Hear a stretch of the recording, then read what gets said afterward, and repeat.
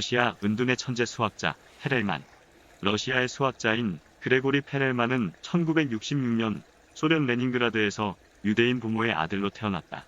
6살에 레닌그라드의 일반 학교에 입학하여 체육 과목을 제외한 전 과목에서 1등급으로 졸업을 하고 16세에 고등학교 과정인 국립수학원에 다녔는데 페렐만은 이때부터 수학자가 되기로 결심했다고 한다. 그해 국제수학 올림피아드에 출전하여 만점으로 금메달을 수상한 직후 곧바로 레닌그라드 대학에 입학했다. 1990년인 24살에 박사학위를 취득한 후 그는 1994년 28살 되던 해 리만 하향체에 대한 난제인 영혼 추측을 증명하였고 이 공로로 1996년 유럽수학연합회에서 주는 상을 받았지만 수상식에는 참석을 거부하였다. 또 현대 수학의 7대 난제 중의 하나인 포엔칼의 추측을 푼 공로로 그의 나이 40살에는 수학 분야의 노벨상격인 2006년 필즈상 수상자로 선정되었으나 이것 또한 수상을 거부했다.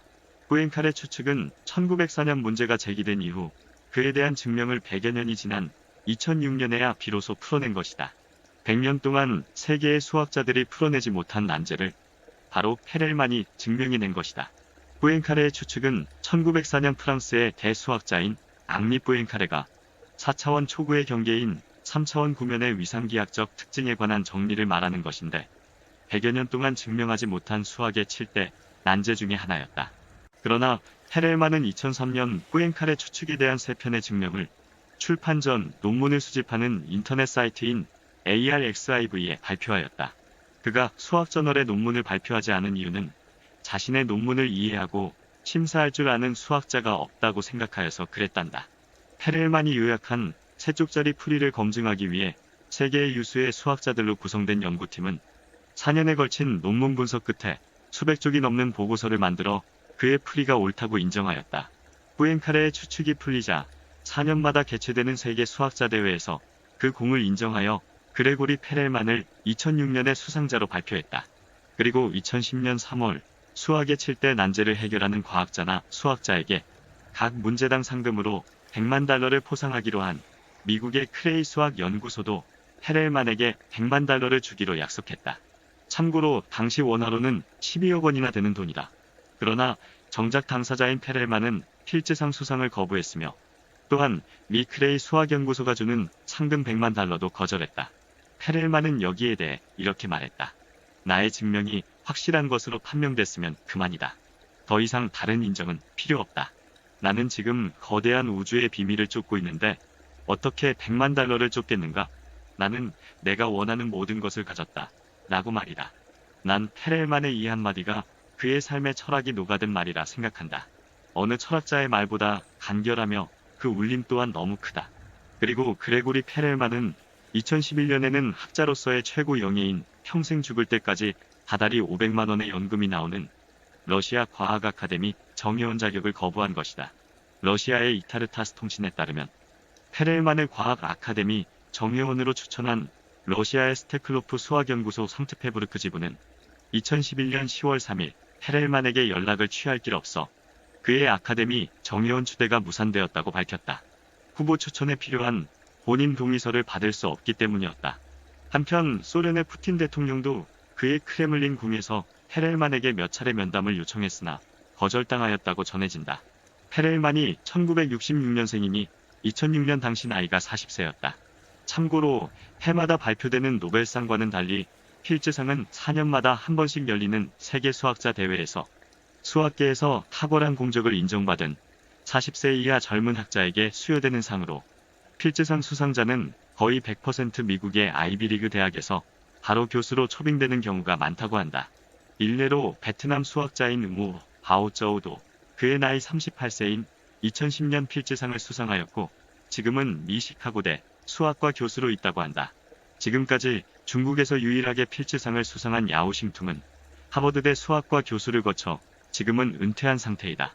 2014년 서울 코엑스에서 열린 세계 수학자 대회에서 필즈상을 수상한 인도계 미국인인 바르가바 프린스턴대 석좌 교수는 27세인 2001년에 미 프린스턴대에서 박사학위를 받고 2년 만에 정교수로 임용되었다고 한다. 프린스턴대 역사상 두 번째로 젊은 정교수였다고 한다. 수상 당시 기자가 수상 소감 한마디를 물었다. 바르가바 교수와 내가 줄곧 수학이라는 학문에 정진할 수 있었던 것은 인도의 전통 교육 방식 덕분이었다. 인도의 가정에서는 재능이 있는 아이일수록 그냥 놔두는 전통이 있는데 우리 집도 그러했다. 다른 나라의 아이들은 아이가 수학을 공부하고 싶어 해도 부모가 비전이 없다며 만류하지만 우리 부모는 무조건 나를 격려해 주었다. 바로 그 격려가 오늘날 나를 이 자리에 있게끔 해줬다. 지난 15년 동안 투자증권의 헤지펀드 업계에서는 연봉 수십억을 주겠다고 수많은 제안을 해왔지만 나는 모두 거절했다. 난 지금 학생들을 가르치고 연구하는 일이 지금 제일 하고 싶은 것이고 가장 인생의 의미와 가치가 있는 일이라고 생각한다고 말했다. 사실 페렐만은 1982년 약관 16세의 나이에 국제 수학 올림피아드에서 만점으로 금메달을 땄을 정도로 그의 천재성은 미리 예견되어 있었다. 그리고 1980년대 후반부터 1990년 초까지는 미국의 여러 유수대학에서 수학 연구를 진행을 하였다고 한다. 당시 스탠퍼드 대학과 프린스턴 대학에서 교수직을 제안하였으나 이런 제안에 거절하고 그가 어렸을 때 처음 몸담았던 러시아의 스테클로프 수학연구소로 돌아갔다. 연구활동 초기였던 그의 나이 28살인 1994년에 비교기하학 분야인 리만 다양체에 대한 영혼 추측을 증명한 공로로 유럽 수학학회상을 수상하였지만 당시에도 수상식 참여를 거부하였다. 2006년 필지상을 받을 당시 페렐만은 수상 거부 이유를 묻는 기자들에게 이렇게 말했다고 전해진다. 일단 수학학회와의 접촉을 피하고 싶다.